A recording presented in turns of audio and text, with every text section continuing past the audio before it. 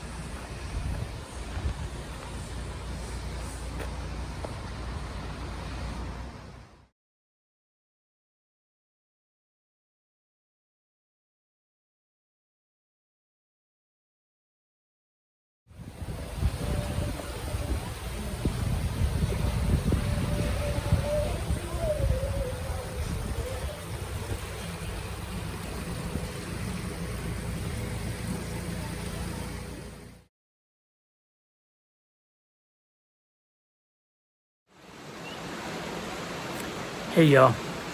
Well, as you can tell, I made it here to Mountain Harbor Hostel. It's also a bed and breakfast. It's two separate buildings, but I'm over in the hostel part. And I'm glad I chose it. It's yet raining again, and they're actually calling for snow tomorrow morning and possibly even tomorrow evening. So I've had to kind of tweak my plans, and what I'm going to do tomorrow is a thing called slack packing, and I'll talk more about that tomorrow. But yeah, this is a great place. I mean, had a food truck here, so we got the chicken and the burgers and fries and beer and everything else, so we're kind of loading up on calories.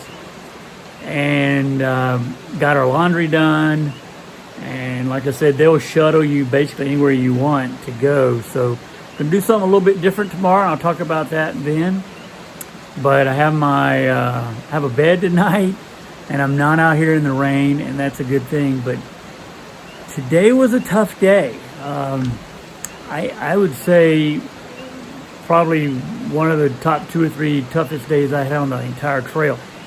And it wasn't so much the terrain as it was the wind. I don't think I've ever walked in that high of a gust of wind, because they were blowing 50 to 55 miles an hour. And I went over 2 mountains today. And those 2 mountains were Little Hump and Hump Mountain. And you know, on the map, we know the elevation, we kind of know what the incline's going to look like, but we don't really know what the terrain's going to be like. And both of those mountains were bald. In other words, they were just grassy meadows. There was no rocks, there were no trees, there was nothing to break the wind.